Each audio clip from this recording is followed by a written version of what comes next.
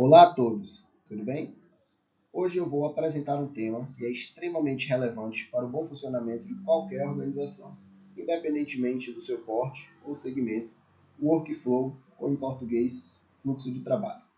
Nós vamos entender como esse conceito funciona, quais os seus tipos, os benefícios que ele traz, como ele pode ser aplicado em diferentes áreas da empresa e, por fim, vou mostrar um exemplo prático para facilitar a compreensão. O objetivo dessa apresentação é mostrar como o workflow pode ser uma ferramenta estratégica para aumentar a produtividade, reduzir falhas e organizar processos de forma mais inteligente. Então vamos começar? Antes de entendermos o conceito em si, é importante contextualizar. Toda empresa funciona com base em processos, seja algo simples como aprovar um reembolso ou algo mais complexo como o desenvolvimento de um produto. Tudo acontece em etapas. Muitas vezes, esses processos são feitos de forma informal, o que pode gerar confusão, atrasos ou falhas. E é aí que entra o workflow. Ele atua como um mapa que orienta a execução de tarefas, definindo quem faz o quê, em qual momento e de que forma. Isso garante que o processo seja um padrão, seja monitorado e, o mais importante, que os resultados sejam entregues com qualidade dentro do prazo. Então vamos à definição. Workflow é uma representação sequencial de um processo de trabalho. Ele mostra o caminho que uma tarefa percorre, desde o início até a sua conclusão, passando por todas as pessoas, ferramentas e decisões necessárias ao longo do caminho. Por exemplo, imagine o processo de uma contratação de um novo funcionário. Ele começa com a abertura de uma vaga, passa pela triagem de currículos, entrevistas, aprovação do gestor e termina com a admissão feita pelo RH. Cada dessas etapas, ela compõe o workflow desse processo. O objetivo principal é garantir que as tarefas fluam de forma eficiente, com clareza de responsabilidades e controle sobre os prazos e resultados. Existem três tipos principais de workflow e cada serviço para diferentes situações. O primeiro é o workflow sequencial, que é o mais simples e direto. Nele, cada tarefa só começa depois que o anterior termina. Um exemplo seria um processo de aprovação de documentos, onde o responsável só analisa depois que a etapa anterior for concluída. O segundo é o workflow paralelo, no qual várias tarefas podem ser executadas simultaneamente, e isso acontece, por exemplo, quando um processo de integração de um novo colaborador, onde o setor de TI configura os acessos, enquanto o RH prepara o contrato, ambos ao mesmo tempo. O terceiro tipo é o workflow condicional, que depende de decisões e regras, ou seja, o caminho que o processo vai seguir depende de certas condições. Por exemplo, se uma solicitação de compra ultrapassar determinado valor, ela precisa passar por uma aprovação extra. Entender qual tipo usar é fundamental para estruturar o fluxograma e eficiente e realista. Os benefícios de implementar o workflow são inúmeros e impactam diretamente na produtividade e nos resultados da empresa. O primeiro grande benefício é a organização das tarefas. Com o workflow claro, todos os envolvidos sabem exatamente o que precisa ser feito, quando e por quem.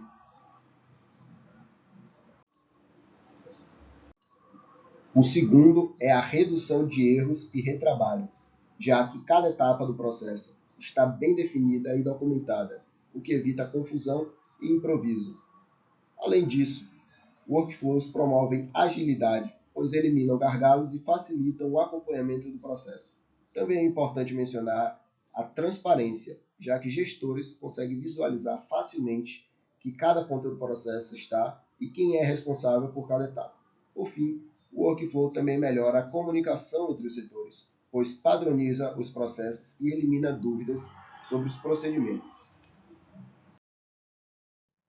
Agora vamos a alguns exemplos práticos onde o workflow pode ser aplicado. No setor financeiro, é comum usar o workflow para aprovações de despesas, reembolsos, controles de orçamento e pagamentos. Um processo mal estruturado pode gerar atrasos no pagamento de fornecedores, multas ou até bloqueios de serviços. Já no RH, ele pode ser usado para processos de recrutamento e seleção, admissão, desligamentos, avaliação de desempenho e treinamento. Já no atendimento ao cliente, o workflow ajuda a registrar, encaminhar e resolver chamados com mais agilidade e controle. Cada área pode ter seus próprios fluxos de trabalho, mas o ideal é que eles estejam integrados para garantir que a informação circule entre os setores. Para implementar o workflow de forma eficiente, existem várias ferramentas digitais que facilitam esse trabalho. Algumas das mais conhecidas são o Trello, que é muito utilizado para a gestão de tarefas e processos com o sistema de quadros e cartões. O Asana, ideal para times colaborativos, com foco em produtividade e acompanhamento de metas. O Pipefy, muito voltado para a automação de processos e workflows estruturados. O Bizang, que é muito mais robusto e usado para modelar, automatizar e analisar processos empresariais. Ou o Monday.com, que oferece dashboards visuais e personalizáveis para controle de processos e projetos. Um exemplo prático agora é fazer um lanche. Imagine que você quer fazer um lanche e o seu workflow, caso você fosse criar, seria basicamente assim. Primeiro você sentiria fome. Após sentir fome, você iria até a cozinha, iria escolher o seu lanche, preparar o lanche, comer e, por fim, lavar a louça, que é uma tarefa chata, mas necessária. Então, o workflow não precisa ser algo muito difícil de você conseguir construir. Até mesmo com uma caneta e um papel você consegue começar a elaborar o seu workflow. Claro, com certa limitação. Caso você prefira, você pode usar as ferramentas que nós recomendamos um pouco mais anteriormente.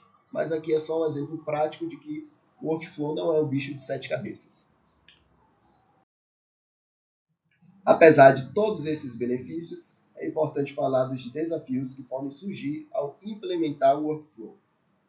Um dos principais é a resistência à mudança. Muitas pessoas estão acostumadas a processos informais e podem ter dificuldades em se adaptar ao fluxo mais rígido e documentado. Outro desafio é a falta de clareza na definição dos papéis e responsabilidades. Se não estiver claro quem faz o quê, o workflow pode travar ou gerar conflitos. Também é necessário investir tempo para mapear bem os processos existentes, identificar falhas e propor melhorias antes de criar um workflow novo. Por fim, a integração entre as ferramentas e setores deve ser planejada com cuidado, especialmente se a empresa usa vários sistemas diferentes. Um workflow isolado não resolve tudo, ele precisa conversar com os outros processos de organização. Chegando ao fim da apresentação, quero reforçar que o workflow é muito mais do que um desenho bonito ou um diagrama. Ele é uma ferramenta de gestão, de organização e de estratégia. E quando bem feito, ele ajuda a empresa a trabalhar com mais agilidade, qualidade e controle. Ele também melhora a experiência do colaborador, que tem mais clareza nas suas atividades, e do cliente, que percebe um serviço mais rápido e profissional. Então, se você está com uma empresa ou projeto onde os processos pareçam desorganizados, vale a pena propor a criação de um workflow. É uma mudança simples, mas que traz um impacto enorme durante o dia a dia. Então essa foi a nossa apresentação. Eu espero que o conteúdo tenha sido claro e útil para vocês. E agora eu abro espaço aí nos comentários para fazer perguntas, dúvidas ou até sugestões. Caso aí também alguém tenha alguma experiência interessante para contar relacionada a esse tema, pode estar compartilhando conosco aqui nos comentários. Muito obrigado pela atenção. Se você gostou, deixe o like e se inscreva no canal.